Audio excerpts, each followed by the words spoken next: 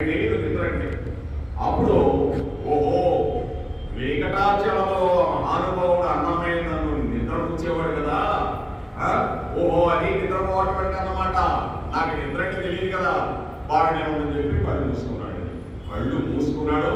తర్వాత జరిగేది జరుగుతుందని భూతల సంహారం జరగబోతుంది. ఇప్పుడు కంసుడు దేవకి వసుదేవుల దగ్గరికి వచ్చాడు. జైలు వచ్చి, అయ్యా బావగారు నా ప్రమేయం ఏమన్నా ఉందా? 6 మందిని నీ కుమారుడు సంహరించినారన్నారు అందరూ. 6 మందిని సంహరించుంటే ఈ పిల్ల వచ్చింది, చిన్నపిల్ల.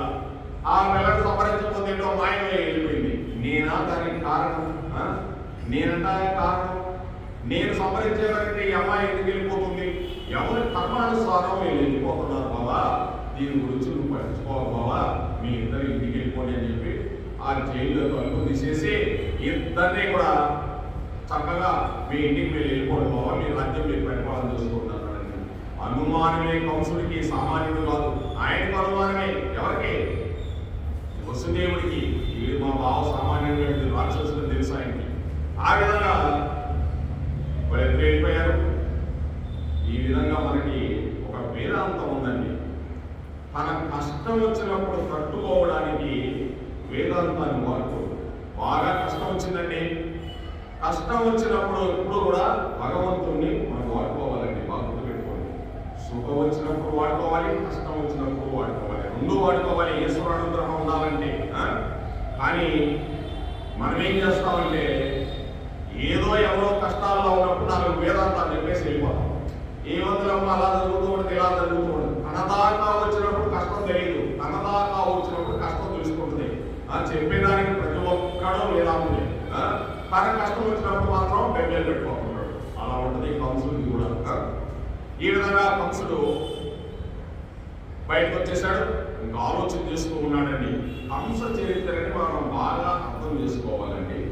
అర్థం చేసుకుంటే మనకు అర్థమవుతుంది. పురాణాల్లో మనుష్య జీవితంలో తెలుసుకోలేకపోయినట్లయితే పురాణాలు దానివల్ల వచ్చే ప్రయోజనం చాలా తక్కువ ఉంటుందండి.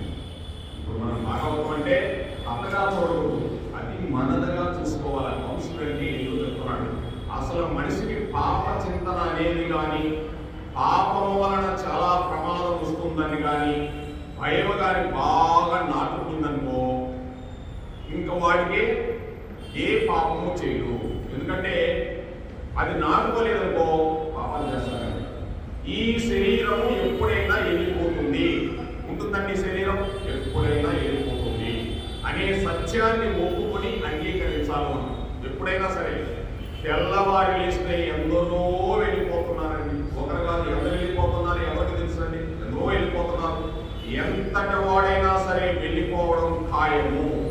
ఎటువంటి వాడైనా సరే వెళ్ళిపోవడం ఖాయం. ఈ శరీరము కూడా ఈ ప్రపంచంలో శాశ్వతముగా ఉండిపోవడం అనేది లేదు. కాబట్టి ఈ శరీరము కూడా వెళ్ళి తీరుతుంది తప్పకున్నాము అని మనం అనుకోవాలండి. మనం అనుకుంటాం, మనకు తెలియదు, మనం ఎప్పుడు అనుకోం, ఏదో అలా జరిగిపోతూ ఉంటుంది అనుకుంటాం. ఈ లోకంలో మీరు ఎంత సంపాదించినా, వేటిని సంపాదించినా అవన్నీ ఈ శరీరం ఉన్నంతసేపే అనుభవిస్తారు. అంతే కదండి. ఏది సంపాదించినా ఏం చేసినా ఈ శరీరం ఉన్నంతసేపే మనం అనుభవించేది. అవేవి మన దాకా రావండి. మనం వెళ్ళేటప్పుడు మన పోటీ రావు. కానీ శరీరం పడిపోయిన తర్వాత కూడా 2 వస్తాయండి. శరీరం పడిపోయిన తర్వాత అవి పాపము, పుణ్యము. ఈ 2 కంపల్సరీగా వస్తాయండి. దీన్ని మనం లేదనే దానికి లేదు. ఈ శరీరం పడిపోయిన తర్వాత ఆ 2 ఉన్నాయని నమ్మగలిగితే అసలు మనిషి పాపం చేయదు. ఎందుకు చేస్తాడు? కానీ చేయిస్తుంటుంది పాపం. అది మామూలుగా లేదు. అది ఇంద్రియాలు. మన భగవద్గీతలో చదువుకున్నాముగా, ఇంద్రియాలకి మామూలు కదా ప్రచోదనం చేస్తూ ఉంటాయి. పురాణం వినడం అనేది ఎప్పుడైతే తగ్గిపోయిందో, ఋషులు చెప్పిన వాటిని ఎప్పుడైతే వినడం పోయిందో ఆనాడే లోకం పాడైపోయింది. ఒకప్పుడు పురాణాలు వినేవాడు బాగా వెళ్ళి దేవాలయాలు కూర్చొని ఏం పని లేదు, మంచి ఏదో పురాణం విని హాయిగా ఇంటికి వచ్చేవాడు. ఇప్పుడు ఇదేవాడు లేడు, ఋషులు మాటలు పాటించేవాడు లేడు. అందుకే లోకం పాడైపోయింది. అందుకే యువకులుగా ఉన్నప్పుడు ఒంట్లో బలం బాగా ఉంటుందండి. బుద్ధి అపారమైన చురుకుదనం ఉంటుంది ఎవరికైనా కూడా. ఏ జీవికైనా ఉంటుందండి. ఆ రెండింటికి అడ్డుకట్ట వేయలేకపోతే, వాటికి సరైన మార్గ నిర్దేశం చేయలేకపోతే అవి విచ్చలవిడిగా పెరుగుతూ ఉంటాయి. అంటే వయసులో ఉన్నప్పుడు వారిన్నింటినీ అలా కట్టుబాటు చేయాలని చెప్తున్నాడు. చాలా ప్రమాదమైన ద్వారానికి వెళ్ళిపోతాయండి. ఈ ద్వారాన్ని మనసుకి అలవాటు పడిపోతుంది బాగా. ఎందుకంటే వృద్ధాప్యం వచ్చిన తర్వాత కూడా మనిషి చాలా ప్రమాదానికి పరిణమిస్తున్నాడు. అతనికి ఆశ ఇంకా చచ్చిపోదు, ఆ చింత పోదు. అందు సంస్కృతి ఎందు మరణించాడు. అంటే ఈ సంస్కృతి ఎందు లేదు. ఎందుకంటే ఆనాడు ఈనాడు ముసలి వయసు వరకు ఉంటుంది. అది ఎక్కడికి పోదండి.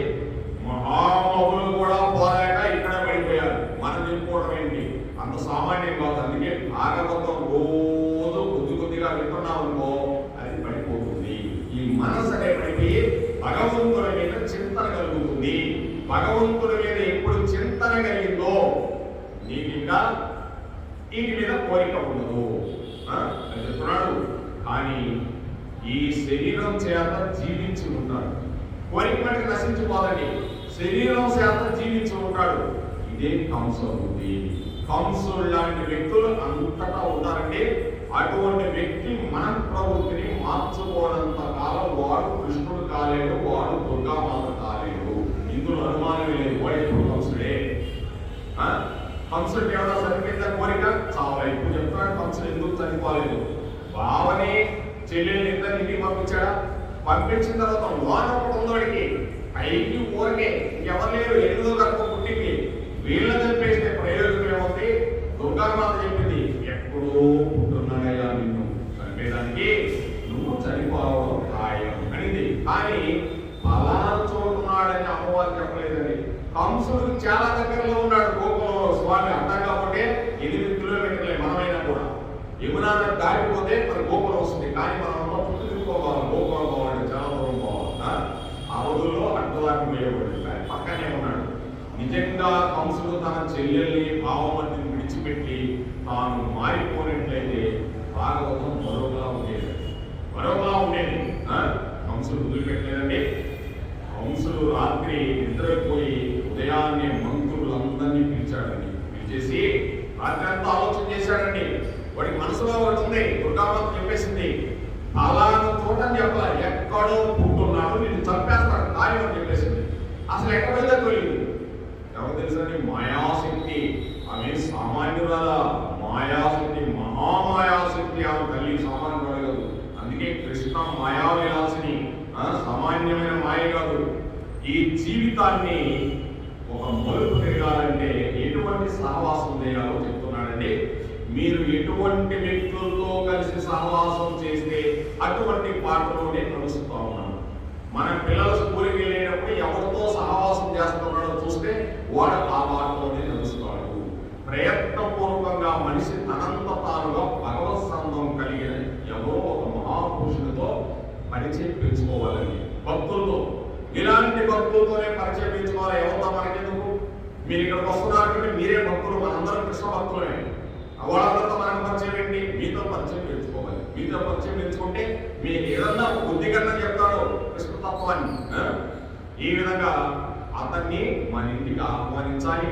అతను చక్కగా చూడాలి. అతనికి ఏదో ఆహారం ఏదో పెట్టాలి. సత్సంగం అంటారు. ఊరికే వస్తారండి మహానుభావులు మన ఇంటికి? రాదు. ఎందుకు వస్తారండి మహానుభావులు? అటువంటి వాళ్ళతో మనం స్నేహం చేయాలి.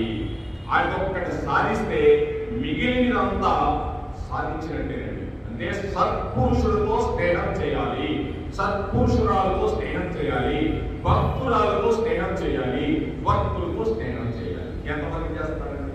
పక్కా భక్తురాలు ఆ పోతుందనుకో భాగవతానికి, ఈ మంటని అబ్బా భాగవత బాగా నీంది రావాలి. కానీ ఆమెకేం తెలుసు ఈ భాగవతం ఏంటి? మహాతల్లి ఈ కృష్ణ లోకానికి వెళ్ళిపోతుంది. ఆమెమి వెనక్కి వెళ్ళిపోతుంది. అలా ఉంటుందండి భాగవతం అంటే సామాన్య విషయం కాదు. అవతలి ఎత్తు ఎటువంటిదైనా యువతలి ఎత్తు సక్రమంగా లేకపోతే అవతలి ఎత్తు కూడా తప్పకుండా సరిగ్గా నడుస్తుంది. అవతలి ఎత్తు మంచిదైతే యువతలి ఎత్తుగా నడుస్తుంది. అవతలి ఎత్తు మంచిదేను ఇదేం చేస్తుంది మనం? ఇక రెండు గాళ్ళు పెట్టుకోవాలి. అలా ఉంటుందండి సామాన్య విషయం. అందుకే సత్పురుషులతో స్నేహం, భగవంతుడితో పరిచయం ఏర్పడుతుంది. ఈ విధంగా మనిషి చాలా తేలిగ్గా మారిపోతాడండి.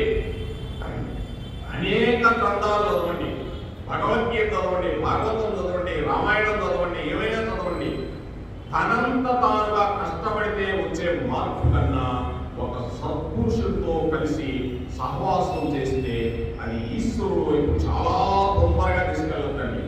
ఎన్ని గ్రంథాలు చదివినా రాదు. ఒక్కొక్కసారి సత్పురుషులతో స్నేహం చేస్తే వాడు చెప్పే మాటలు, వాడి స్నేహం ఎలా ఉంటుందంటే వాసన తగలదండి. ఆ వాసన తగిలినప్పుడు ఎన్ని గ్రంథాలు కూడా పనిచేయబడి అలా ఉంటుంది సత్పురుషులతో స్నేహం. సత్పురుషులు అంటే భగవంతుడు, భక్తులతో స్నేహం అంటే భక్తురాలతో స్నేహం సామాన్య విషయం. అయితే కంసుడు వెంటనే ఏం చేశాడు? ఎవరు తెలుసుకున్నాడు? ఇప్పుడు స్నేహాలు ఉన్నాయి కంసుడికి. పూతన, తృణావర్తన, రేణుకాసుర, గర్భగాసుర, వాళ్ళని వీళ్ళని అందరినీ పిలిచేశాడంటే రాక్షసుని. వీళ్ళందరూ ఓ అంట వచ్చేసారు పెద్ద పెద్ద రాక్షస రూపాలతో. వీళ్ళందరూ పూర్వజన్మంలో వీళ్ళందరికీ స్నేహితులు. వీళ్ళు పుట్టున్నారు. ఇప్పుడు చెప్తున్నాడు, రాజా రాక్షస రూపేణ వ్యాఘ్ర రూపేణ మంత్రికా సేవకా స్వేన రూపేణ యథా రాజా తథా ప్రజా. రాజు దుర్మార్గుడైతే, దౌర్భాగ్యం చేయరాని పనులన్నింటినీ చేసినట్లయితే ప్రజలకు కూడా భయం ఉండదు. బాగా గుర్తుపెట్టుకోండి, ఇది సామాన్య విషయం కాదు. రాజు మంచోడైతేనే, లేకపోతే ప్రజలకు కూడా భయపడదు. అసలు వాడు దుర్మార్గుడైతే ప్రజలకే భయపడదు. వాళ్ళ మరణం అనుకోలేకపోతాం అనుకుంటారు. ఎవడు భయపడడు. రాజు రాక్షసుడిగా ఉన్నాడు. రాజు కింద పనిచేసే వాళ్ళు రాక్షసత్వంగా ఉన్నప్పుడు సత్పురుషులు ఎప్పుడూ చేరరు, మంచి వాళ్ళు ఎవరూ చేరరండి. ఒక రాజు ఉన్నాడంటే ఆ రాజు దగ్గర మంచి మీకు ఒక చిన్న విషయం చెప్తారండి. ఇందిరాగాంధీ పరిపాలన సామాన్యులు కాదు. ఇందిరాగాంధీ అంతా బ్రాహ్మిన్స్ దగ్గర పెట్టుకునేది. మీ భారతంలో ఏమైనా బ్రాహ్మిన్స్ అంటారు, వాళ్ళు తెలివికి వారు ఐఏఎస్ పెట్టుకునేది. మంచి బ్రాహ్మణ్స్ పెట్టుకునేది, మామూలు పెట్టుకునేది కాదు. వాళ్ళు నడిపించేవాళ్ళు. ఆమె నడిచేది కాదు. వాడు ఏ దోపం అంటే ఆ దోపం. అందుకే రాజవరణాలు రద్దు, ఎవరెవరికి పొలాలు ఉన్నాయో ఆ రోజు మొత్తం రద్దు, బ్యాంకుల్లో డబ్బులు అర్ధరాత్రి కూడా రద్దు. ఆ ఒక్కటే చేయగలిగింది. రాజవరణాలు రద్దు, రాజులకు మరణాలు, కొన్ని మరణాలు ఏమిటాయి, ఇదంతా మా స్వాధీనం. ఒక్క నైట్ లో చేసేసేది ఇందిరాగాంధీ. ఇదంతా అనుకునేవాళ్ళు తెలియగల వాళ్ళు కాబట్టి ప్రజలందరూ పంచాలండి. సరే, దాని గురించి మనం వేరే విషయం మాట్లాడుతున్నాం. ఈ విధంగా పెద్ద పులులు లాంటి మంత్రులు చేస్తారు. రాజు మంచోడు కాకపోతే తోడేళ్ళు లాంటి సేవకు వస్తారు. తోడేళ్ళు ఎలా ఉంటాయండి? నక్కదిక్కులు వ్యవహారం చేస్తాయి తోడేళ్ళు. అటువంటి తోడు చేస్తారు. రాజు మంచోడు కాకపోతే వాళ్ళందరూ ఎలా ఉన్నారో ప్రజలందరూ అలానే ఉన్నారు. అది విషయం. అప్పుడు ఆ రాజ్యం కంసుడు పరిపాలించే మధురై కూర్చుంది. అనగా మధురంగా తిప్పుతూ ఇంద్రియ సుఖములు మాత్రమే కోరుతుంది. అంటే ఏంటంటే ఇదే కంసుడు రాజ్యం, ఈ శరీరమే. దీంట్లో కంసుడు ఉన్నాడు, కృష్ణుడు ఉన్నాడు అని కృష్ణుడు పక్కన పెట్టేశాం. మధురంగా తిప్పేస్తున్నదండి ఇంకా ఇంద్రియాలు. అంటే కంసుడు రాజ్యం, కంసుడు లాగా నేను అయిపోతాను. ఇంద్రియాలండి. కంసుడు వారందరినీ కూర్చోబెట్టి ఒక విషయం చెప్పాడండి. మీరందరూ చూశారు కదండి, నిన్న నేను ఆడబిడ్డను చంపబోయాను. ఆ అమ్మాయి పైకి వెళ్ళిపోతూ నిన్ను సంహరించేవాడు ఉంటే ఉన్నాడు. నిన్ను చంపేసేది మాత్రం తప్పదు, నువ్వు చనిపోతావురా నాయన కంస, తప్పదురా అని చెప్పేసి అమ్మాయి పట్టుకు అమ్మాయి ఎక్కడుందో తెలియదండి. అందువల్ల నాకు కొద్దిగా భయంగా ఉంది. అక్కడ ఉన్నాడు, ఏం చేస్తాడో మీరు కొద్దిగా నాకు సహాయం చేయాలా అని కంసుడు అడుగుతున్నాడండి రాక్షసులందరినీ. ఇప్పుడు కంసుని భయమంతా తనకు మరణం రాబోతుంది, అంతే కదండి. కానీ ఎంత భయపడినా మరణం వచ్చి తీరుతుందండి. మరణం వచ్చి తీరుతుంది. ఈరోజు చూడండి, ఎంతో మంది మంత్రులు, ముఖ్యమంత్రులు కానీ వాళ్ళు కానీ మరణం వస్తుందని భయంతో 100, 200, 300 మంది సెక్యూరిటీ గార్డులు పెట్టుకుంటున్నాడు. వద్దన్న మరణం టైం వచ్చినప్పుడు ఎవరికి తెలియకుండానే ఆ యమధర్మరాజు తీసుకెళ్ళిపోతాడు. ఇంకోసం కంసుడు ఎక్కడున్నా కూడా మరణం తప్పదు. ఇది అర్థం చేసుకోవాలన్నా. నాకు మరణం వస్తే భయము, నాకు మరణం వస్తే నా చుట్టూ చాలా మంది ఉన్నారు ఎక్కువ అనుకోకూడదండి. ఆకాశంలో ముందు తప్పేస్తాడు భగవంతుడు, గాలిలో పోతే తప్పేస్తాడు, ఎక్కడ తప్పేస్తాడో తెలియదు భగవంతుడు. అందుకోసం కంసుడు అలా భయపడుతూ ఉన్నాడు. ఆ విషయం అంగీకరించగలిగితే సంతోషం. ఏ విషయాన్ని? ఎంత భయపడినా మరణం వచ్చి తీరుతుంది అనే విషయాన్ని మనం అంగీకరించాలా. అంగీకరించలేదనుకో వాడు కంసుడే. ఉద్యోగంలో సర్వీసులో ఉన్నప్పుడు 60 ఏళ్ళు అయిపోతే నేను ఖచ్చితంగా సర్వీస్ నుంచి నన్ను తొలగించేస్తారు అనే విషయం నీకు తెలుసు బాగా. నువ్వు ఉంటావు 60 ఏళ్ళ తర్వాత. ఆఫీస్కి పోయినా కూడా ఇంకా 16 వస్తున్నాడు, 60 ఏళ్ళు అయిపోయినాయి, పెన్షన్ తీసుకుంటున్నాడు, అన్ని వస్తున్నాడు, 10 మంది పర్లేదా అంటారు. నిజంగానండి, ఖచ్చితంగా నీవు 60 ఏళ్ళు అయిన తర్వాత నువ్వు ఉద్యోగంలో ఉండవని నీకు తెలుసు. ఆ విధంగా మనం ఒక రైలు టికెట్ కొనుక్కున్నామని, రాజమండ్రి దాకా గుంటూరు నుంచి టికెట్ కొన్నాము. రాజమండ్రి వస్తే నేను దిగిపోవడం ఖాయము అని నీకు తెలుసు. వద్దన్నా కూడా నువ్వు దిగిపోవు. మరి నువ్వు ఎందుకు అంగీకరించవు? మరణం రాదని ఖచ్చితంగా అంగీకరించాల్సిందే. ఎంతటి వాడైనా చెప్పేది ఏంటంటే, బాగా నేను నా తమ్ముడి ఇంటికి పోయాను, బాగా చూస్తాడు, పువ్వుల్లో పెట్టి చూస్తాడు, ఇంకొక దాంట్లో పెట్టి చూస్తాడు, 4 రోజులు చూస్తాడు, 5 రోజులు చూస్తాడు, 6 రోజులు చూస్తాడు. నేను ఏ రోజైనా సరే నా ఇంటికి నేను వెళ్ళిపోవాల్సిందే అనేది నీ మనసులో ఉంటే చాలు. కాకపోతే నేను అక్కడనే ఒక టెస్టేసి కూర్చున్నాననుకో, రేపు నుంచి వాడు బాగా పెడతాడు. ఎందుకంటే టెస్టేసి కూర్చున్నాను 4 రోజులే నీ బాగా కోసం ఏ రోజైనా నా ఇంటికి నేను వెళ్ళాల్సిందే. అంటే ఏ రోజైనా నేను రైలు దిగి ఆ టికెట్ ప్రకారం వెళ్ళాల్సిందే. 58 60 ఏళ్ళు సర్వీస్ చేస్తే ఇంటికి వెళ్ళాల్సిందే. నా మరణం తప్పదు అని తెలుసుకుంటే కంసుడు బాగుపడుతుండేవాడు. కంసుడు అది తెలుసుకోలేదు కాబట్టి సత్యాన్ని అంగీకరించడానికి సత్యాన్ని ఎప్పుడు అంగీకరించడు, అసత్యాన్ని అంగీకరిస్తాడు. అక్కడ అజ్ఞానం వచ్చేస్తుంది ఎప్పుడైతే అసత్యాన్ని అంగీకరించాడు. కాబట్టి అజ్ఞానం అంతా వ్యక్తుల యథార్థమును అంగీకరించకపోవడంలోనే ఉంది. అజ్ఞానం ఎలా ఉంది? అంత వ్యక్తుల దగ్గరే ఉంది యథార్థాన్ని అంగీకరించడం. ఎప్పుడు కూడా సత్యాన్ని అంగీకరించడం, అసత్యాన్ని అంగీకరిస్తూ ఉంటాడు. అదే కంసుడు చేసిన పని. అది కంసుని యందు ఉంది అని అది పెద్ద పొరపాటు కంసుడు చేసింది. ఇప్పుడు కంసుని చుట్టూ అజ్ఞానులైన వారు సంస్కారం వైపు నడపరు. వచ్చేశారు. పోతన, శకటాసురుడు, ఆసురుడు, దేవతాసురుడు, గంధర్వాసురుడు, అగాసురుడు, బకాసురుడు, మహామహులంతా వచ్చేశారు. ఇప్పుడు కంసుని మంచి దారి నడిపించరు. సహవాసం అటువంటిది కాబట్టి ఆ సహవాసం వైపు నడిపిస్తారు. ఋషులు మాత్రమే సంస్కారం వైపు నడుపుతారు. కాబట్టి గురువు మాత్రమే మనల్ని సంస్కారం వైపు నడుపుతారు. ఆ గురువు ఎవరండి? మన అమ్మ, మన నాన్నే. మన ఇంట్లో ఎవరండి గురువు? మనకు అసలు ఈ ఋషులు ఉన్నారా లేకపోతే గురువులు ఉన్నారా? ఎవరున్నారండి? మనకి మొట్టమొదటి గురువు మన తల్లి. మన తల్లి మంచి సంస్కారవంతులు కావాలని చెప్పి చక్కగా తలస్నానం చేసి బొట్టు పెట్టి, స్కూల్కి బ్యాగ్ ఇచ్చి, లేకపోతే టై కట్టి, పాదాలకి సాక్స్ వేసుకోకపోతే చేత కాకపోతే అమ్మ వేసి కష్టపడి చెమటైనా కూడా ముందు వాడిని పంపించి తర్వాత పని చేసుకుంటుంది. ఆ అమ్మ గురువు. అమ్మ ఎటువంటి సంస్కారం వైపు నడిపిస్తుంది. అందుకే అటువంటి సంస్కారమైన ఋషులు కావాలి, గురువులు కావాలి మనకి. ఈ విధంగా రాజా, ఈ మాత్రం మీరు ఎందుకు భయపడుతున్నారు? వీళ్ళందరూ అంటున్నారు, దేనికి భయపడుతున్నారు? మీ ధాటికి ఆగలేక దేవతలందరూ పారిపోయారయా. బ్రహ్మ దగ్గర నుంచి విష్ణువు కూడా పారిపోయాడు. నువ్వెందుకు భయపడతావు? మేమున్నాం అంటున్నారు వీళ్ళందరూ కలిసి.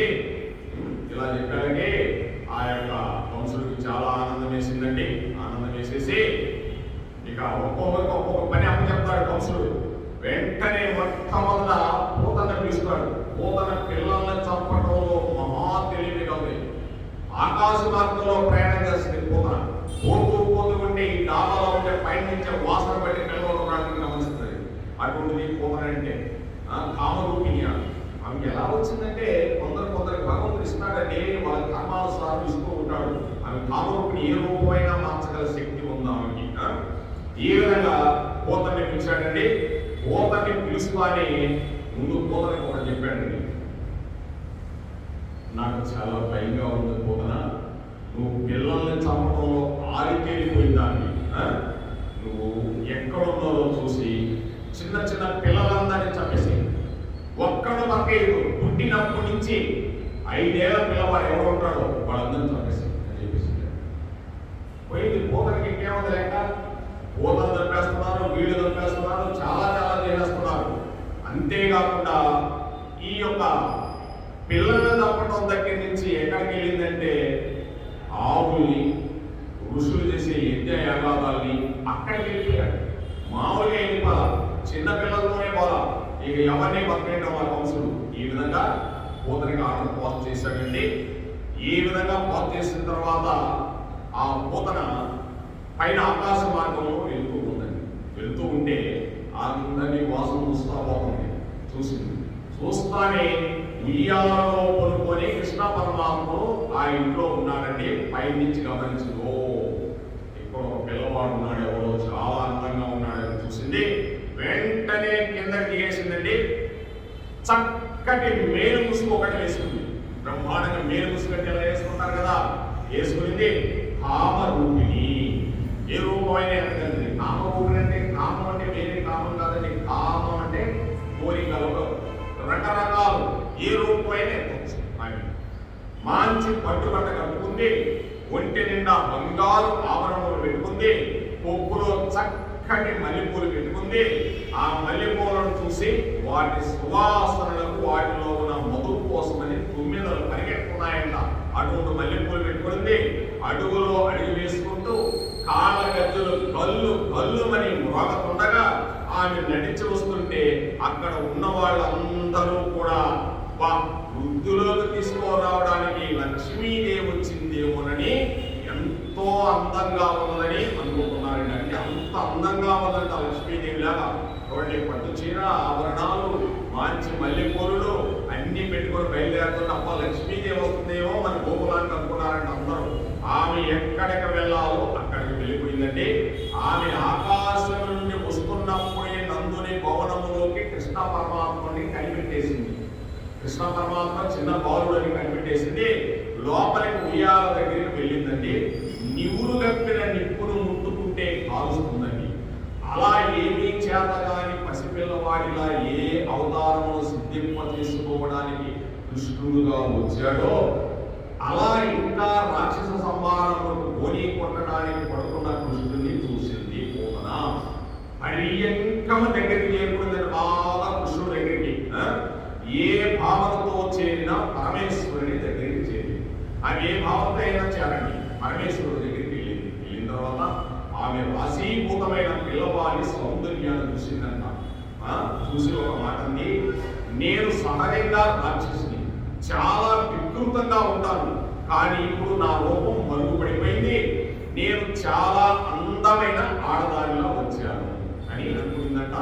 ఈవిడ చూస్తుంటే చరాచర ప్రపంచమంతా అందమంతా ఈమె దగ్గరే నిండిపోయినట్టుందంట. చంద్రుడు పవన్యమలో చూస్తే ఎలా మిసమిసలాడుతుంటాడో అలా ఉన్నంత పూతన. బాహ్యమును నిండిపోయిన వాడైన పరమాత్మకు ఈవిడ ఎందుకు వచ్చిందో బాగా తెలుసు.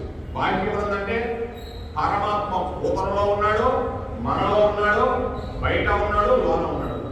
ఆమె నడుస్తుందంటే భగవంతుడు ఉండబట్టే కదండి ఆ కృష్ణ పరమాత్ముడు. అదొక్కడే గమనిస్తే చాలండి. మనం పూతన వస్తుంది, కంసుడు వస్తున్నాడంటే కంసుడు కూడా నడవాలంటే కృష్ణుడు ఉండాలి లోన.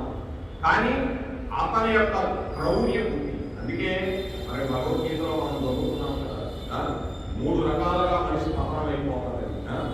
కోరికలు, క్రోధము, ఇంకొకటి ఉందని. ఈ 3 వల్లే మనిషి మోహం, ఈ 3 వల్లే మనిషి పతనం అయిపోతుందని కృష్ణుడు చెప్పాడు. కానీ కృష్ణుడు అంటున్నాడు, ఈ 3 బాగా కోరికలు బలంగా ఉంటాయి, దానివల్ల కోపం వచ్చేస్తుంది. అంతేకాదంటే ఇప్పుడు వచ్చింది కంసుడికి ఆ క్రోధంలో నుంచి ఆ కోపం, ఆ యొక్క మోహం, ఆ కోరికలు ఇవన్నీ కంసుని ఆవరించేశాయండి. ఈ విధంగా ఆవిడ ఎందుకు వచ్చిందో పరమాత్ముడికి బాగా తెలుసు. కృష్ణ పరమాత్ముడికి ఆయన చిన్నపిల్లవాడుగా కనిపిస్తాడు, పెద్దవాడిగా కనిపిస్తాడు. కంటే అనూహ్యమైన రూపం కలవాడు. భగవద్గీతలో చెప్పాడు కదా, అనూహ్యమైన రూపం కలవాడు అంటే అను అంటేనే ఎంతో తెలియదు. అటువంటి అనూహ్యమైన రూపం కలవాడంటే కంటికి కనిపించేవాడు. ఎంతైనా ఉంటాడు, ఎంతైనా పెరుగుతాడు. కాలు చేయి పొట్ట కింద పెడితే తీసుకోవడం చేతగాని పిల్లవాడిలా జగత్తునంతా నిండి ఉన్న పరమాత్మ. అంటే కాలు చేయి పొట్ట కింద పడిపోతే తీసుకోలేడు చిన్నపిల్లవాడు. మనం కూడా చిన్నప్పుడు అమ్మలేనప్పుడు పొట్ట కింద పడిపోయింది కాలు, తీసుకోగలిగితే తెలియదు మనకి, గుంజుకుంటుంటాం కానీ తెలియదు. అటువంటి పరమాత్మ ఏమీ తెలియని వాడిలో లోపల నవ్వుకుంటూ ఒక్కరు మంచి దొంగ గుర్రు మొదలు పెట్టాడండి. గుర్రు పెడుతున్నాడండి. ఆమె దగ్గరికి వచ్చి చూసింది, ఎంత రాక్షసైనా ఆ బాలుని అందానికి వసిపడిపోయిందంట. ఏమి అందం అనుకుందంట. ఆమె తెలియకుండానే నేను నీ అందమును తీసేయడానికి ఇంత అందంగా వచ్చాను, ఇంత అందగాడిని నా పాలుగా అయితే ఎందుకు పనికిరాకుండా అయిపోతావురా నాయన అనుకుందంట. ఆమె ఎవరో అనుకునింది, నేనే ఇంత అందంగా ఉంటే నా అందం ముందు నువ్వు అసలు ఎంత అందంగా ఉన్నావో, నా పాలుగాని తాగితే నీ అందమంతా ఏమైపోతుందో నాయన, ఎంత అందంగా ఉన్నావు అనుకునిందంట. అమ్మలాగా చూసింది ఆ సమయంలో, మర్చిపోయింది కానీ అమ్మలాగా చూసింది. పాలు అనే దాన్ని చేసిందండి. నా చనుబాలొక్క గుక్కెడునో చిన్ని కుమార త్రావు మెయ్యన పిదపన్ నీ చెలువ మెరుగవచ్చును, నా చెలువము సఫలమగును నలిన దళాక్ష. నలిన దళాక్ష అంటే తామర రేపు లాంటి పెద్ద పెద్ద కళ్ళు గలవాడంట స్వామి. యశోదాదేవి కన్నులు ఎంత అందంగా ఉంటాయో అటువంటి కన్నులంట యశోదాదేవి తామర రేకుల్లా ఉంటాయి. అటువంటి పిల్లవాడు అంత అమ్మ పోలికి వచ్చేసిందంట. పోతను కూడా తెలియకుండానే అలానే నలిన దళాక్ష వేసిందండి. తెలియకుండానే ఒక్కొక్కరు చూస్తూ ఉంటే రాక్షసులు కూడా పొరగించిపోతున్నాడండి. తామర రేకుల లాంటి కన్నులు ఉన్నవో పిల్లగా ఎంత అందంగా ఉన్నావురా, నా పాలు ఒక కుక్కిడి తాగావంటే ఇంత అందం చటుక్కన మాయమైపోతుంది నీకు, నా అందం ఏంటో అప్పుడు చూద్దాం కానీ అని నీ అందానికి సార్థకం వస్తుంది. నా అందం ఏంటో అప్పుడు చూస్తూలే, నీ అందం ఏమిటో సార్థకం వస్తుందని కృష్ణుడితో మాట్లాడుకుంటుంది. రాత్రాలు అని గబగబా ఉయ్యాలలో ఉన్న పిల్లాన్ని తీసుకొని ఒళ్ళో పెట్టుకొని స్తన్యం ఆయన నోట్లో పెట్టబోతుంది. ఎక్కడో లోపల పని చేసుకుంటున్న యశోద రోహిణి మాత చూశారు. అయ్యయ్యో అదేంటమ్మా అలా పిల్లవాడిని పాలిస్తున్నావు, మా పిల్లవాడు అన్య స్త్రీల క్షీరము స్వీకరించడు అంటూ ఆగాలకు పరిగెత్తుకుంటా వచ్చారండి. చాలా పెద్ద లోగిడింది, మీరు చూసే ఉంటారు. చాలా పెద్ద ఇల్లు కృష్ణ పరమాత్ముడి. అంటే ఇప్పుడు కూడా స్తంభాలు అయ్యాయని చెప్తారు కానీ అలాగే ఉంటుందండి. చాలా పెద్ద ఇల్లు కృష్ణ పరమాత్ముడి. ఇప్పుడే అనుకుందంటే 5 లక్షలు చూడాలండి, ఎంత పెద్ద ఇల్లు ఏమిటో చూడండి. స్తంభాలుగా ఉంటాయండి. ఇక్కడి నుంచి చూస్తే అంత దూరం చూడాలి మన కృష్ణుడిని. అందుకే అమ్మ పరిగెత్తించినప్పుడు ఆ స్తంభాలు మాట దాక్కునేవాడు. మనకు ప్రభుత్వం కూడా అయ్యే కనిపిస్తాయండి. ఆ స్తంభాలు మాట దాక్కుంటే చిన్న పిల్లవాడు కదా, ఈ నల్లగా ఉంటే ఈయన నల్ల ఉండేవాడు. మళ్ళీ ఇంకో చూడడానికి పోయేవాడు స్తంభాలు అండి. యశోదవంతగా కనిపించేవాడు కాదు. అక్కడ పోయినప్పుడు ఆడుకోవచ్చు మనం ఆ స్తంభాలు ఆట. ఆ విధంగా ఆవిడ స్తన్యమంతా విషమేనండి.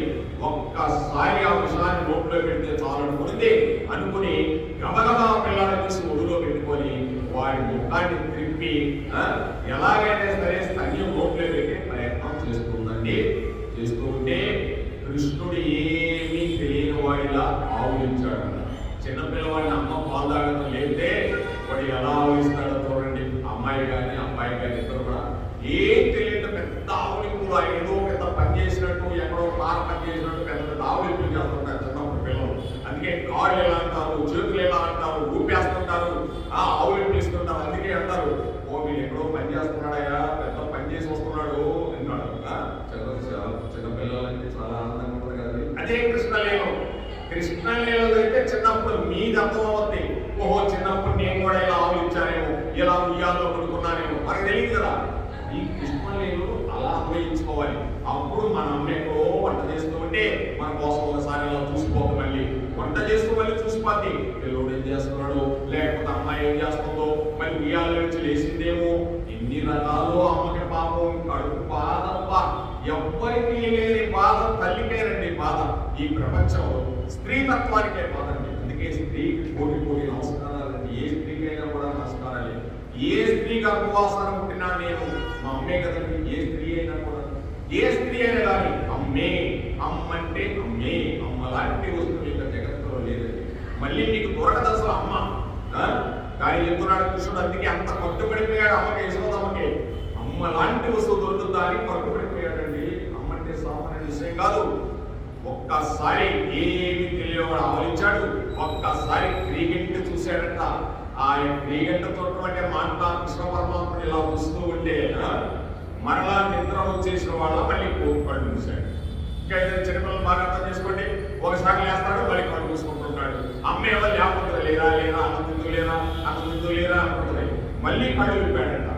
పాలు తాగక తప్పదా అన్నట్టుగా చూసి విసుక్కుని, అయినా పాలను తాగడం అలవాటైన వాడిన అమ్మ స్తన్యం తాగినట్టే ఆ స్తన్యమును తన బుజ్జి వేలతో పట్టుకుని కుటుక్కుమంటూ 2 కుక్కల పాలు తాగేశాడట.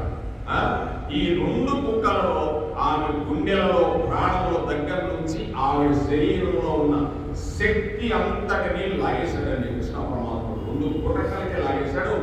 ఇప్పటి వరకు తాగు అనడమే తప్ప, ఇంత పోత ఎంతమందికి ఇచ్చిందో పాలు, తాగు అనడమే తప్ప వదులు అనడం యశోదకు తెలియదు. వదలరా బాబోయ్ అంటుంది పోతన. వదలరా బాబోయ్ అన్నట్టుంది పోతన. ఆయన పట్టుకుంటే వదులుతాడండి. ఇక్కడ బాగా అర్థం చేసుకోండి. మీరు పట్టుకోవాలే కానీ ఆ వెంకటేశ్వరుడు మీరు వదులుతాడా? అందుకే నా పాదాలు పట్టుకోండియా, నేను వదలను మిమ్మల్ని అంటున్నాడు. మనం పాదాలు పట్టుకున్నాం అనుకో, మనం పాదాలు పట్టుకోలేమండి. అమ్మ పాదాలు ఎంతసేపు పట్టుకుంటాము? పట్టుకోలేదు. అమ్మ పాదాలు పట్టుకుంటే టక్కని అలా పిల్లవాడిని తీసుకొని సంకులు ఎక్కి వాటేస్తాడు, ఇంకోటి పడిపోయాడు. అందుకే ముందు అమ్మ పాదాలు పట్టుకుంటాడు, పాదాల కాడికి పట్టుకుంటుంటాడు. అమ్మని పట్టుకుంటా చిన్నగా చెప్పి అమ్మ ఇలా వదిలేసుకుంటుందండి. అలా భగవంతుడు ఇంకా వదలడండి మనల్ని. ఆయన వదులుతాడా? పట్టుకుంటే పట్టాడండి, ఇంక వదలడు. ఆయన తాగేశాడండి. ఆయన పాలు తాగేయగానే ఆమె కామరూపం పోయింది. పోయిన తర్వాత పోయి ఒక్కసారి గిర్ర తిరుగుతూ నెత్తులు కక్కుంటూ భయంకరమైన శరీరముతో కింద పడిపోయింది. పడిపోయిందంట. ఒక్కసారి పడిపోయింది. పడిపోతే దారుణ లంగల దండ దంతంబున్నగ కుక్కరంబు బోలు నాసికయను గండ శైలాకృతి గల కుజయకములు విరిసే తూలిని పల్ల వెంట్రుకలను చీకటి నూతుల జనయు నేత్రంబులు వెనుతిప్ప పొలిని పెద్ద పెర్రుడు చాకు కట్టల పోలు చెరనోర హస్తంబు ఇంకన మదపతోనెనై కడుపు కలిగి షట్రోస దీర్ఘమై కలిసి తోడా పయదకమగు దాని కన కలేవరము చూసి గోపీజనంబులు గుంపుగూడి పెగడుచుండిరి మనముల పెదరుగదిరి. అవి ఎలా ఉందంటే 13 కిలోమీటర్ల దూరం ఎంత ఉంటుందో అంత పెద్ద శరీరముతో నెత్తురు కప్పుకుంటూ నేల మీద పడిపోయిందంట. ఇది రామచంద్రుడు వర్ణించాడండి. 13 కిలోమీటర్లంటే మాటలండి. మీరు అర్థం చేసుకోండి. 13 కిలోమీటర్లంటే ఎంత దూరం చూడండి. అంత దూరం గిర్ర తిరుగుతూ ఆ గోకులాంటి నుంచి ఎక్కడో పడిపోయిందంట. పోయి ఆకాశ మార్గంలో పోయి కింద పడిపోయిందంట. 13 కిలోమీటర్లు పడిపోయిందంటే ఎన్ని చెట్లు పడిపోయి ఉంటాయో, ఎంత పంట పడిపోయి ఉంటుందో అర్థం చేసుకోండి. ఒకసారి మనం 13 కిలోమీటర్లు ఎలా ఉంటుందో పూతన చూడండి. ఆ పూతన చూడండి ఎలా ఉందో, ఎలా పడిపోయిందో. స్వామి ఎక్కడున్నాడు? పైన కూర్చొని ఉన్నాడు. అయితే పడిపోయినప్పుడు గమ్మత్తు జరిగిందండి. స్తన్యపానం చేస్తున్న కృష్ణుడు గుండెల మీద ఉన్నాడు.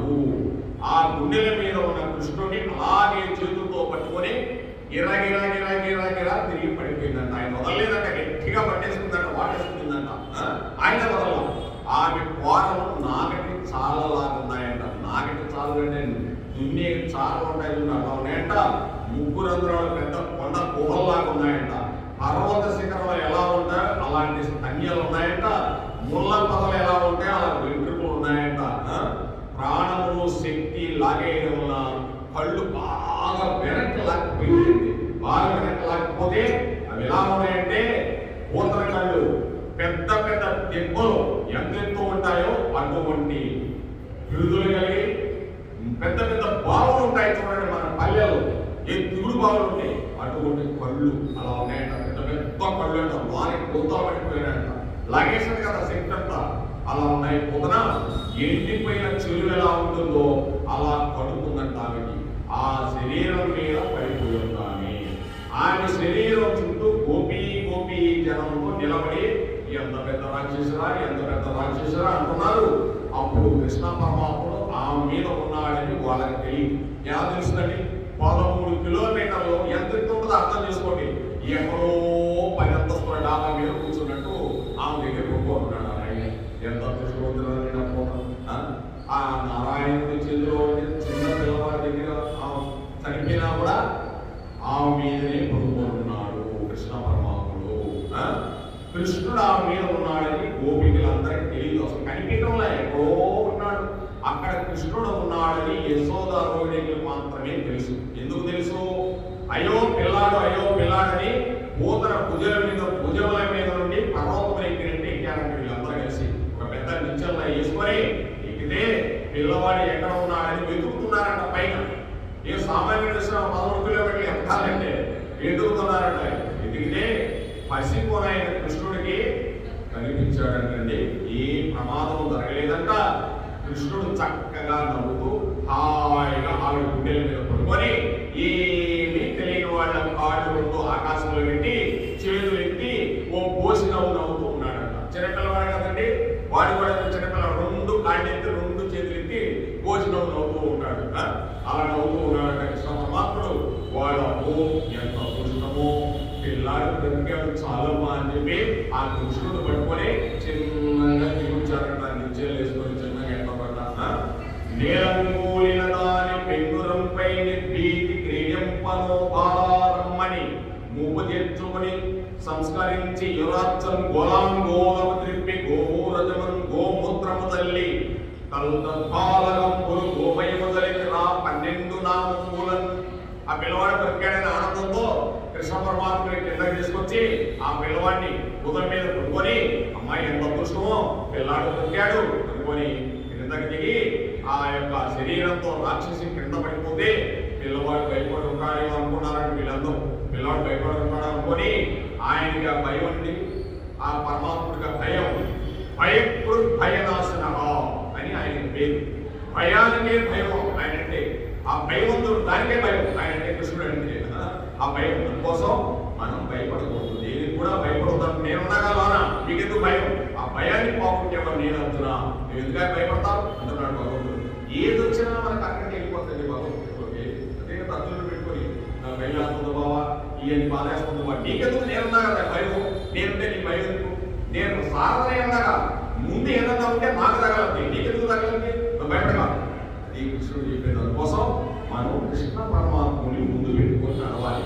అంటే ముందు పెట్టుకోవాలంటే కృష్ణాని పదాన్ని, ఒక పదాన్ని ముందు పెట్టుకోబోతామంటే నడిపిస్తాడండి. ఎంత ఆనందంగా నడిపిస్తాడు. కొంతమంది అనుకుంటాడు కృష్ణుడు పెట్టుకుంటా నాకేం ధనం రాలేదే. ధనం కాదండి, మీ ఇల్లు ఆనందంతో ఉండాలా లేదా అన్ని ఆనందంగా చూపిస్తాడు. కృష్ణ అంటే ఆనందం, ఏడుపడల వాడు ఎంత ఆనందం ఇస్తాడో మీకు మహానందం ఇస్తాడు. ఆ విధంగా ఆ కృష్ణుడికి గోపికలు అనుకుంటున్నారు వీళ్ళకి పరమభక్తి అండి. వాళ్ళకి కృష్ణుడి గొప్పతనం తెలియకపోయినా వాళ్ళకి కృష్ణుడిని ప్రేమించారు. వాళ్ళకి తెలియకపోయినా కృష్ణుడిని ప్రేమించారంటే. ఇప్పుడు ఆ పిల్లవాడికి రక్ష పెట్టాలనుకుంటున్నాడు. అదే గోలాంగోలం నింపి గోరజం గోమూత్రం రక్ష పెట్టాలండి. గాలి గబగబా ఆవు దగ్గరికి తీసుకెళ్ళారంట. ఎవరిని? కృష్ణుడి. గబగబా ఆవు దగ్గరికి తీసుకెళ్ళి ఆవు తోక పిల్లాడు చుట్టూ తిప్పారు. అందుకే ఆవు తోక పడుకొని ఎలా అంటారు కదా మనం కొట్టుకుంటాం. ఎంత గొప్పదనుకుంటున్నామండి గోమాత అంటే. బాగా చుట్టూ తిప్పి ఆవు మూత్రం తీసి ఆయన మీద చల్లారంట. పరమాత్ముడి మీద గోమాత చల్లారంటే ఎంత పరమ పవిత్రమైందండి ఆ గోమాత. దుర్గామాతని సామాన్యమైన దుర్గామాత అంటున్నారు. అమ్మ గోమాత అంటే ఆయన మీద చల్లారంట. తోకతో ఆయన మీద కొట్టారంట. నీ శిరస్సును కేశవుడు రక్షించుగాక. ఎంత బాగా చెప్తున్నాడు. మరి పిల్లలకు కూడా ఎలా చెప్పాలి? నీ శిరస్సును కేశవుడు రక్షించుగాక, కంఠమును ఋషికేశుడు రక్షించుగాక, హృదయమును వామనుడు రక్షించుగాక, గర్భమును మాధవుడు రక్షించుగాక, పొడలని ముకుందుడు రక్షించుగాక అంటూ పరమాత్మ 12 నామాలు పెట్టి బాలుడి శరీరంలోని ప్రధాన అంగములను పేడ పుస్తూ రక్ష పెట్టారంట. అందుకే కదండి మనం కూడా గుడ్డు పెట్టుకున్నప్పుడు చూడండి, ఏడా ఏడా ఏడా ఏడా ఏడా పెట్టుకుంటాం చూడండి. ఓం నారాయణాయ మహా ఋషికేశ నమః, ఓం నరసింహాయ నమః, ఓం వైద్యాయ నమః అని మొత్తంగా చదువుకుంటాం పూజారి. 12 నామాలు చదవాల్సింది. వీళ్ళందరూ ఏం చేస్తున్నారు? ఆ గోమాత తీసుకొని ఓం నారాయణాయ నమః, ఓం ఋషికేశాయ నమః, ఓం వామనాయ నమః, గోవిందాయ నమః, నరసింహాయ నమః గోమయం తీసుకొని కూసుకున్నాడు కృష్ణుడికి అంతా. అంటే ఎంత రక్ష గోమయం అంటే గోపంచకం అంటే వాళ్ళు ఇంకేమన్నా చేశారా? ఎక్కడికి వాళ్ళ గోమాతకి తీసుకోవాలి కృష్ణుడిని. రక్ష అంటే 33 కోట్ల దేవతలుండే గోమాత, ఇంకా రక్ష కాకెందుకు? ఈ విధంగా ఎవరు భక్తి వాళ్ళదండి. ఏమి భక్తి రాయే గోపికలు కానీ ఆయన మనసులో నవ్వుకుంటున్నాడంట. ఇది ఒక చిత్రమైన గమ్మత్తు. అంటే ఆయనే ఋషికేశుడు, ఆయనే నారాయణుడు, ఆయనే మాధవుడు, ఆయనే నరసింహుడు. వీళ్ళందరూ తెలియక నరసింహాయన గోవిందాడు. ఏమి భక్తి రాయలకి పాపి గోపికలకి ఎంత మంచి గోపిక అనుకుంటున్నాడు కృష్ణ పరమాత్ముడు. అందుకు లొంగిపోయాడండి కృష్ణుడు. గోపికలకి ఎందుకు లొంగిపోయాడంటే వాళ్ళ యొక్క అమాయకత్వం కాదు, వాళ్ళ ప్రేమ లొంగిపోయాడు. వీళ్ళంటారు అమాయకత్వం అంటారు. అమాయకత్వం వేరు, ప్రేమ వేరండి. అమాయకత్వం అంటే ఏమీ తెలియని వాడిని కాదు. అమాయకత్వంలో ఏమైనా చేస్తాడు. అమాయకత్వం వేరు, ప్రేమ వేరు. ప్రేమ ఉండాలి, అమాయకత్వం కాదు ఉండాల్సింది. ప్రేమ ఉంటే అందరినీ ప్రేమిస్తాడు. అవసరమైతే ఈ శరీరాన్ని కూడా ఆ పరమాత్ముడికి త్యాగం చేసేసి వెళ్ళిపోతాడు. నాకు అవసరం లేదు. అది ప్రేమ అంటే. అందుకే రాధాకృష్ణుల ప్రేమ ఉండాలని. నందవ్రజములకు పోతన రావడానికి పూర్వము నందుడు మొదలు వెళ్ళున్నాడండి. నంద మహారాజు పోతనకు వచ్చే ముందు ఆయన మొదలు వెళ్ళున్నాడు. కంసరాజుకి సామంతుడు కాబట్టి అప్పం కట్టి రావాలి కదండి. ఈయన పోయి అప్పం కట్టేసి వచ్చాడు కంసుడికి. అప్పం కట్టిన తర్వాత సరే ఇటు వసుదేవుడు ఆయన స్నేహితుడే.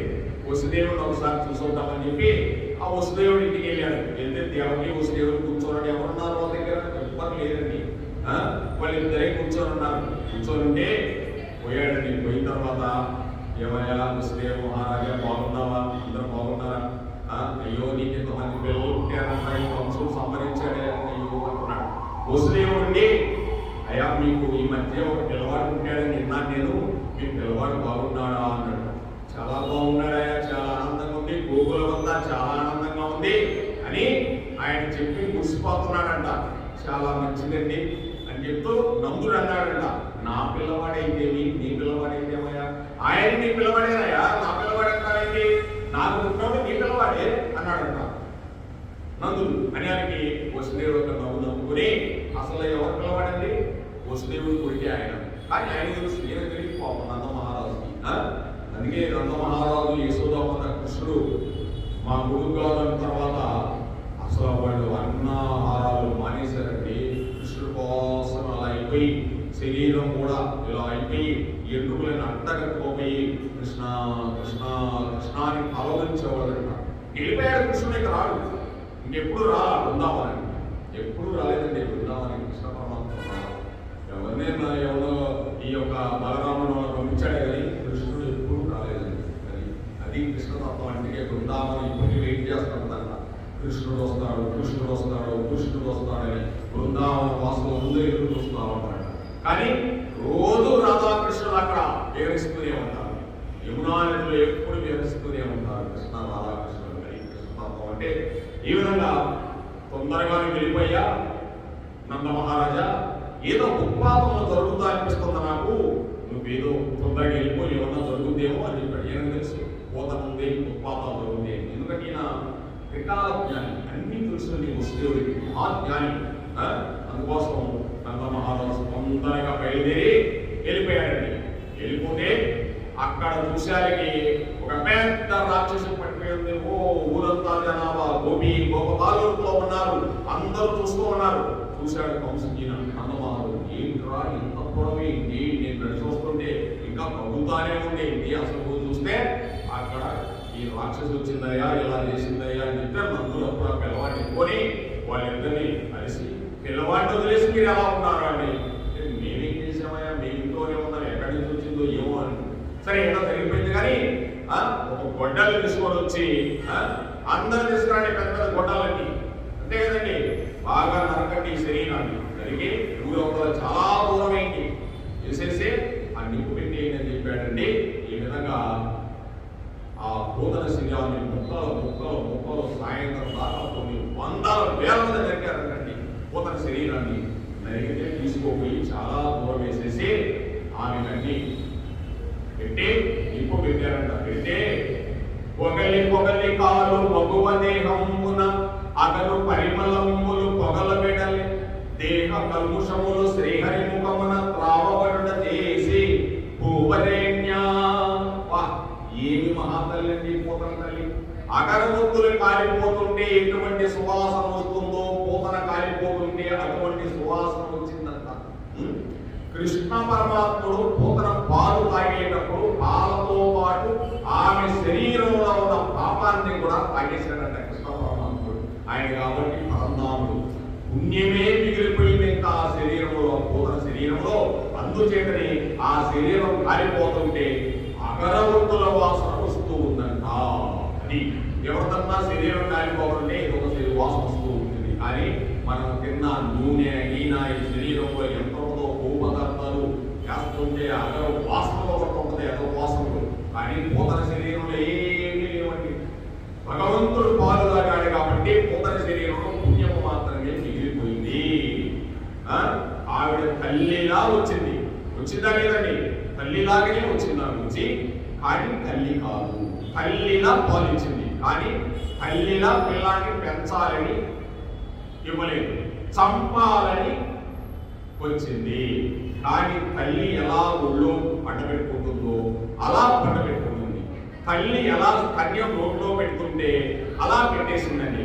పిల్లవాడిని తలను తల్లి వలె దగ్గర పెట్టుకునింది. అంతే కదండి? మన తల్లి కూడా మనకి ఏం తెలుసండి, చిన్నగా పట్టి మనకి పండించుతుందండి. అందుకే ఆ యొక్క లక్ష్మీదేవిలో మొత్తం అన్నాడు కదా లాస్ట్, మా ఈ భూమండలాన్నంతా ఆహారం ఇచ్చేది మొట్టమొదట అన్నపూర్ణాన్ని.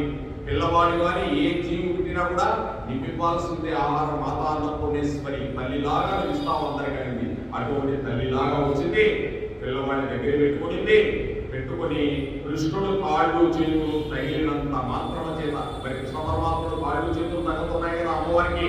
నిజంగా శ్రీమన్నారాయణకి తల్లి ఉంటే ఏ లోకాలకు వెళ్తుందో ఆ లోకాలకి పూతన వెళ్ళిపోయింది అని ఆయన బమ్మెల పూతరామాచుడు రామచంద్రుడు కలిగిస్తుంటే రాసేసుకున్నాడండి. చంపేద్దామని పాలించిన పూతన ఓర్పు లోకాలకి వెళ్ళిపోయిందండి. ఓర్పు లోకాలకి పై లోకాలకి వెళ్ళిపోయిందండి. మరి ఆ పిల్లవాడు నా కొడుకు అని ప్రేమతో పాలించిన తల్లి ఏ స్థితికి వెళ్తుందో వాడు వెళ్ళే స్థితిని నేను చెప్పలేను అన్నారు పూతన గారు. ఈ విధంగాని అక్కడ పుట్టిన గోపకాంతలు తెలుసో తెలియకో కృష్ణుడికి ప్రేమతో పాలించారు. వారు తల్లులు కానక్కర్లేదండి, వారికి ఆ పిల్లవాడిని చూడగానే తల్లి భావన కలిగింది. దీనిని పూతన గారు చక్కగా చెప్పేశాడు. ఆ యొక్క గోకులంలో ఉండే వాళ్ళందరూ కూడా తల్లులే కృష్ణుడికి. ఒక్క యశోదామాతే కదండి, గోకులంలో కృష్ణుడు చూసి వచ్చిన వాళ్ళందరూ కూడా తల్లులే. ఈ కృష్ణ పరమ ఆ పిల్లవాడిని చూసుకుంటే ఒక్కసారి నా కృష్ణకున్నాడు గోపికలందరూ. అందుకోసం వాళ్ళందరూ కూడా తల్లులు అయిపోయారు. అందుకే కృష్ణుడు తల్లిల కొడుకులాగా చూసుకున్నారు వాళ్ళందరూ. వాళ్ళ ఇంటికి వచ్చి వెంట తినకపోతే కృష్ణుడు అంటే వాళ్ళకి ముందు అలా చూస్తారు, అయ్యో ఈ రోజు కృష్ణుడు రాలేదే, మా ఇంట్లో వెనకలేదు, మనం నిన్న అరిశాన్న దానికోసం రాలేదేమో కృష్ణ పరమాత్ముడు అని అనుకునేవాళ్ళంటే ఆయన అనుకుంటుంటానే వచ్చేసి వెనకుండా తీసుకెళ్ళిపోయేవాళ్ళంట. అప్పుడు వాళ్ళకి ఆనందం వేసిందంట, మళ్ళీ కృష్ణుడు తిరిగేవాళ్ళంట. అలా కృష్ణుడితో వాళ్ళ ఆనందాన్ని అనుభవించారండి, మామూలుగా అనుభవించాల. కాబట్టి వారు ఇస్తే ఏ స్థితికి ఇస్తారో పాలిస్తే ఆ స్థితికి పూతన వెళ్ళిపోయింది అని చెప్పేసి యశోదామాత ఏ స్థితిని పొందిందో పూతన కూడా ఆ స్థితిని పొందిందంటే. కావున కృష్ణుడు పుట్టగానే పొంగిపోయి సేరు పాలించే ఆవు 2 సేరు పాలించింది. ఆవుకు మోక్షమే, గోపకాంతులకు మోక్షమే, కన్న తల్లికి మోక్షమే, చంపుదామని వచ్చిన పూతనికి కూడా మోక్షమే. ఇంతమంది మోక్షం చేశాడు భగవంతుడు. వీళ్ళందరికీ మోక్షం పొందితే మోక్షం కన్నా చివర ఏమున్నదో తెలియదు. కాబట్టి మోక్షము చివర ఈ ఆవులు తిరుగుతూ ఉంటాయండి. ఇప్పుడు అర్థం చేసుకోండి, మోక్షం కంటే చివర ఏముందో ఎవరికి తెలియదు. కానీ ఈ మోక్షానికంటే పైన చివర ఈ ఆవులు తిరుగుతూ ఉంటాయండి. అందుకే కృష్ణుడు కూడా ఆ యొక్క ఆవు పంచకాన్ని నెత్తి తల్లించుకున్నాడు చిన్నప్పుడే. ఆవు మై పూజించుకున్నాడు కృష్ణ పరమాత్మ. అంటే నాకంటే హైస్తేదయ్య ఆవులు అని కృష్ణ పరమాత్మనే చెప్పేస్తున్నాడు. దీనిని బట్టి కృష్ణుడు సేవించుకున్న ఆవులు అన్నిటికైనా అధికమైన స్థితిని పొంది ఉన్నాయి. అది గోమాతలు అంటే. అందుకే కృష్ణుడు గోవులంటే మహాప్రేమ, మామూలు ప్రేమ కాదు. ఇది పూతన సంహార ఘట్టము. ఈ ఘట్టాన్ని మనం బాగా పరిశీలించాలండి. పోతన భాగవత స్కందం ఎటువంటిదంటే ఈ భాగవత స్కందము ఉపనిషత్తుల జ్ఞానం. ఉపనిషత్తుల సారాంశం ఏంటంటే భగవద్గీత. ఉపనిషత్తుల జ్ఞానం ఏంటంటే ఈ యొక్క భాగవతం. రెండు ఒకటే. కానీ ఆవిడ పేరు పోతన. పోతన అంటే పునాది దేహం. పోతన అంటే అర్థం. పునాది దేహం అంటే దేహమును పవిత్రంగా చేయడానికి పోతన అని పేరు. అంటే మనకు సంబంధించిన ఒక వస్తువును చూపించి ఇది ఎవరిది అని ప్రశ్నిస్తే ఇది నాది అని చెప్తాం మనం.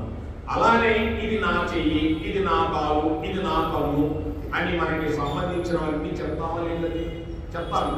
అయ్యా ఇదేంటా, ఇది నా కన్నయ్యా, నీ కన్ను కదా నా కన్ను, నీ కన్ను నీ దగ్గర నా కన్నయ్యా చెప్తున్నాడు.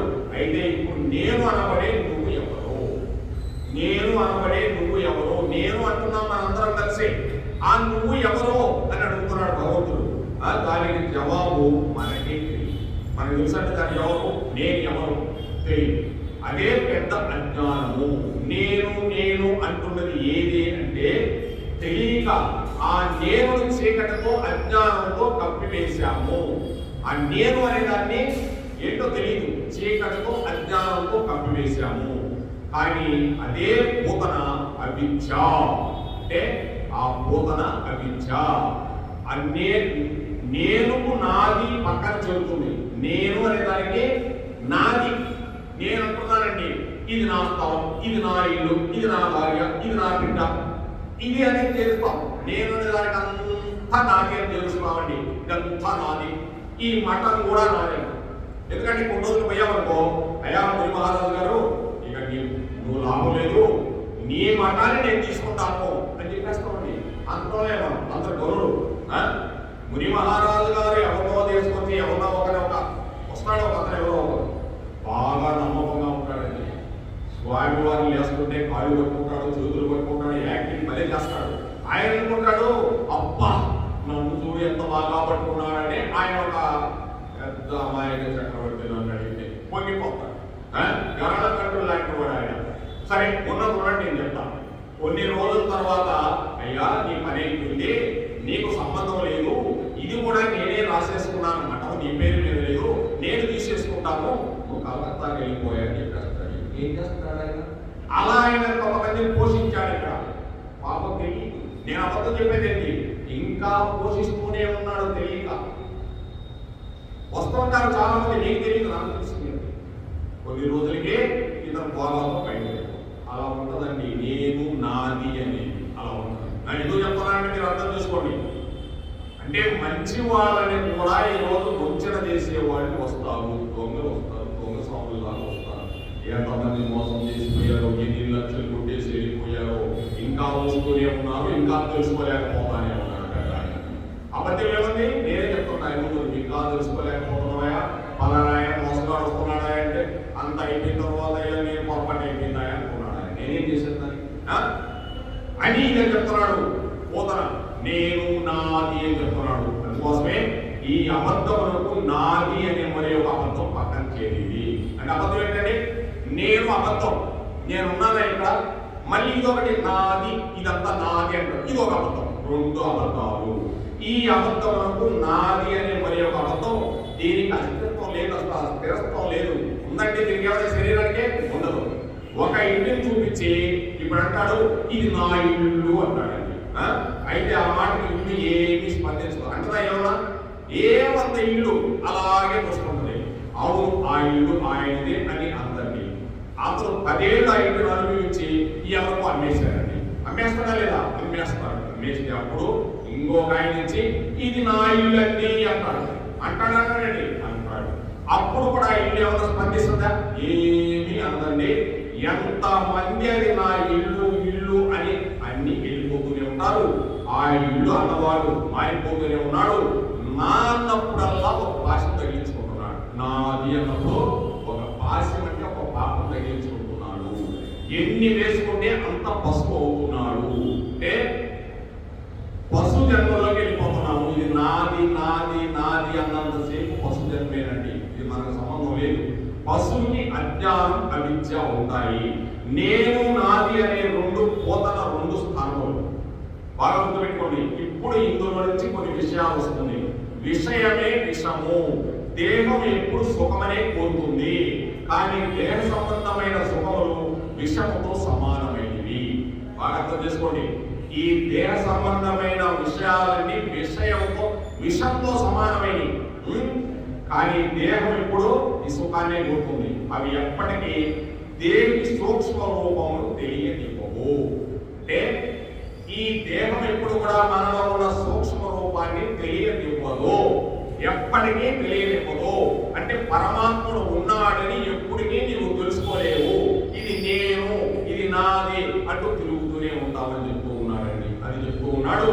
అలా జీవుడు అబద్ధంలో చనిపోతూ ఉన్నాడు. చనిపోతున్నాడా లేదా? ఇది నేను అని చనిపోతున్నాడు. ఇది నువ్వు కాదురా అంటున్నాడు కృష్ణ పరమాత్ముడు.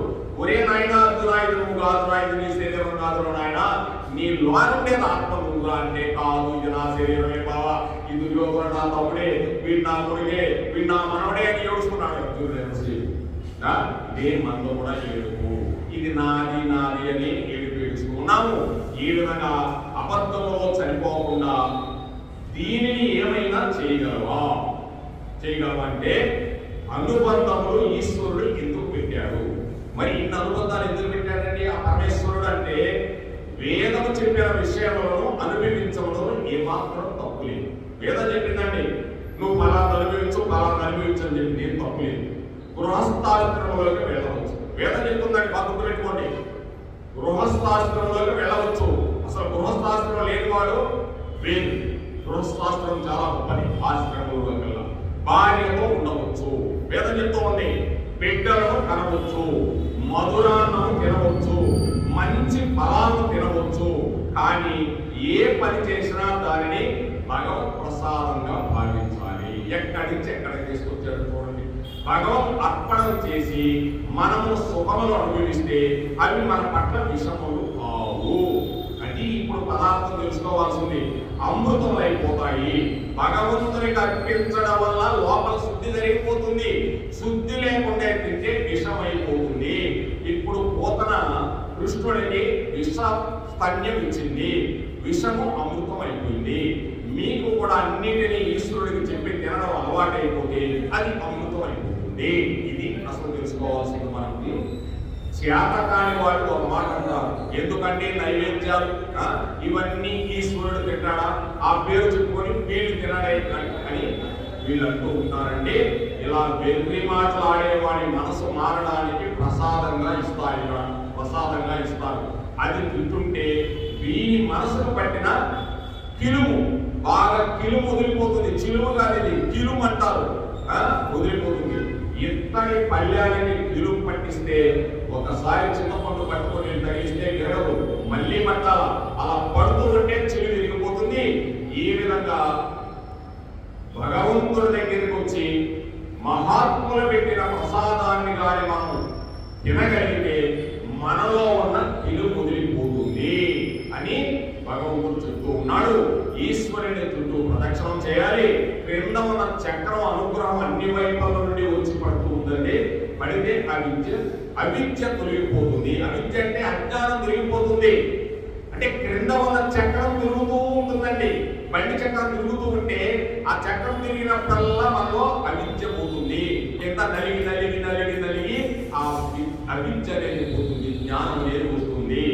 అయితే విషయం అనుభవించవచ్చు, కానీ చంపడానికి పాలించిన అమృతం అయిపోయింది. చంపడానికి వచ్చింది కానీ అమృతం అయిపోయింది. అలా వేదం అంగీకరించింది. మీరు ఏది అనుభవిస్తున్నా ఈశ్వరునికి నివేదనం తీసుకుంటే అది మీ పట్ల అమృతంగా మారి మిమ్మల్ని నిలబెట్టగలదు. మనసును దేహమును కూడా శౌచపరచగలదు. కాబట్టి ఈశ్వరుడు వైపు తిప్పగలదు. ఈ రహస్యమును ఆవిష్కరించడమే భూతన సంహారము అని పెద్ద ప్రయత్నం అండి. అంటే అర్థం ఏంటంటే, ఏది చేస్తున్నా ఇది కృష్ణుడు ఇచ్చాడు. నాకు ఒక మంచి భార్యని ఇచ్చాడు, లక్ష్మీదేవి లాంటి భార్యని ఇచ్చాడు. నాకు ఒక మంచి బిడ్డని ఇచ్చాడు, నాకు ఇంకొకటి ఇచ్చాడు, నాకు నువ్వే ఇచ్చావు అని ఈశ్వర ప్రసాదంగా తీసుకెళ్ళాలి మనం. ఏది ఇచ్చినా ఈశ్వరుడు ప్రసాదమేనండి. ప్రసాదం అంటే అదే ప్రసాదం కాదు, ఏది ఇచ్చినా ఈశ్వరుడు ప్రసాదమే.